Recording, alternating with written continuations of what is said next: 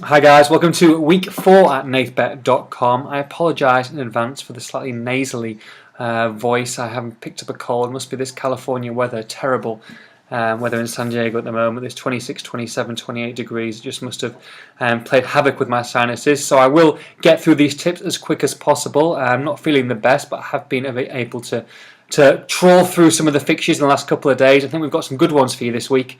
I said that the weeks 2 and 3 were going to be difficult, and so they're proved. People watch. Sometimes you just get better weeks than others.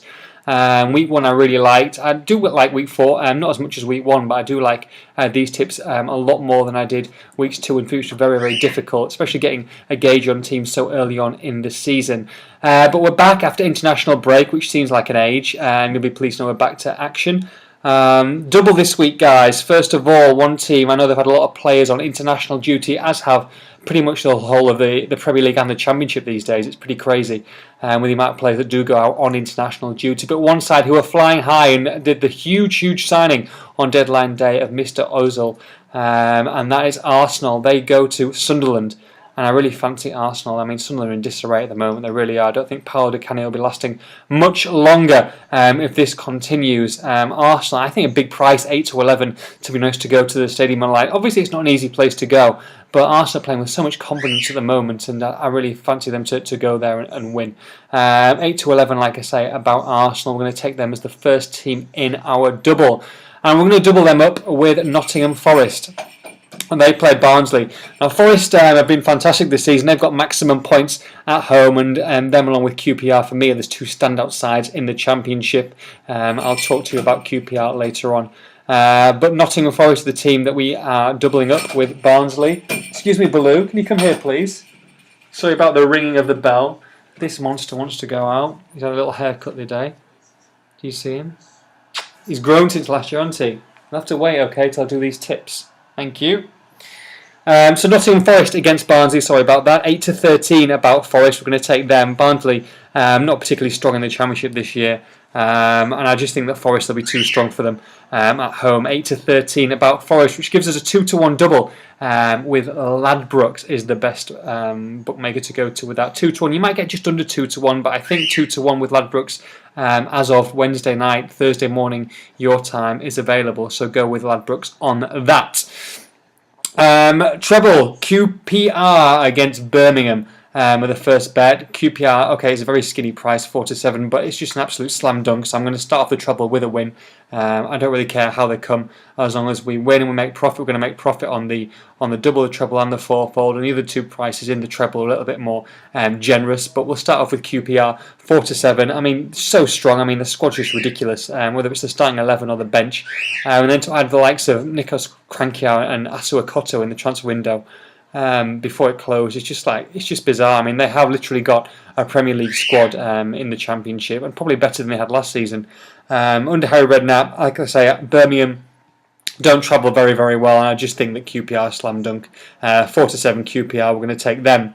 Along with Watford. Watford against Charlton. Watford at home, very strong. Very good, and probably be, I would have thought, third or fourth. They'll definitely be in the playoff hunt come the end of the season. The start of the season very, very well. And Charlton under Chris Powell, they are difficult, and this isn't going to be an easy game. But I think 8 to 11, Watford at home, Vicarage Road, very, very strong. I'm going to take them at 8 to 11. So we've got QPR, Watford, and the third tip, the third one in our treble this week, is Fulham against West Brom. Now Fulham have struggled under Martignol, but so have West Brom, and I think that that Fulham, with Darren Bent obviously now partnered up front with Mr. Dimitar Berbatov, they're going to take a bit of time to find their feet as they did at Newcastle, but at home against Craven Cottage, these are the sort of games that keep Fulham up, and they do every year. These are the sort of games they win against a West Brom side that just don't look right. They just don't look like they're clicking, and I think the Sessagon signing, I'm not sure about that one, because I think Sessagon's a flair player, and whether he's going to be the one to help a side that's going to be there or thereabouts battling against relegation all season, I'm just not really sure. Not really sure on that one. So I do think Fulham will have too much for them at Craven Cottage. They're 23 to 20 Fulham, which I think odds against I think is a very, very good price. So we're going to take them. We're going to take them in the treble. gives us QPR, Watford and Fulham. Gives us a 5-1 treble, guys, with Coral. 5-1, very, very nice indeed with those three teams. I do like that treble a lot. On to the fourfold, two teams, the two form teams in League Two, the two favourites actually to get promoted by some way, and that's Fleetwood Town and Chesterfield. Fleetwood play Bury, Chesterfield play AFC Wimbledon, two sides that don't particularly travel well, and I just think that two home games, they've both got maximum points from their home games so far. Actually, sorry, Chesterfield dropped a point, I think, but Fleetwood a maximum points. 23-20. Fleetwood Town and Chesterfield 8-11. I'm going to take both of them to win their respective games. And back to the League One, so we're going through the leagues this one for the fourfold. League One, Wolverhampton Wanderers absolutely head and shoulders above the rest in League One. They really are flying high, especially at Molineux where they're undefeated. And I expect them, even though Swindon Town are no mugs, I expect Wolves to win by a couple of goals against the likes of Swindon. Swindon probably be mid-table, I would have thought, at best come the end of the season. They will, give a few surprises to a few teams later on in the season, but I think we go with the form side, we go with the stats. Wolves scoring goals for fun. Wolverhampton Wanderers to beat Swindon Town at 5-6. It's the third bet in the fourfold, and we finish off in the Premier League, and we go with Mr. Pochettino's side, Southampton. We haven't had a lot of luck with Southampton this season, although I do think that they're going to finish in the top 8 or 9 come the end of the season. Ricky Lambert obviously has been in international duty, not particularly well used. I thought he might have started that last game, obviously with the injuries up front.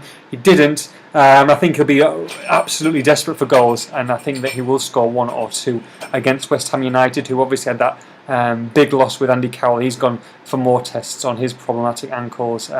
He's not going to be available for a while. I just think that Southampton at home at St Mary's will be too much for West Ham United, even though Kevin Nolan is very, very good away from home. But we're going to go with Southampton. That will be 10-11 about Southampton on that one. Fleetwood, Chesterfield, Wolves and Southampton is the bets this week on the fourfold, guys. That's 12-1 with Victor Chandler. So we've got a 2-1, a 5-1 and a 12-1 this week, guys. Enjoy it, get those bets on. Remember, we've got the long shot as well. Please keep on writing us the long shots, tweet us or email us, whatever you want to do, and the best ones we will feature in Nathbet in weeks to come. All those offers, remember, are on your screen, all the ones that Pete puts up. He does a great job there finding the best deals for you, so make sure that you read them. They'll be under my face, they'll be above it, they'll be in and around the boxes. You've got no excuses, plenty of free bets. Get them on through nathbet.com, and we will see you with profit for week 5. Have a good one and take care.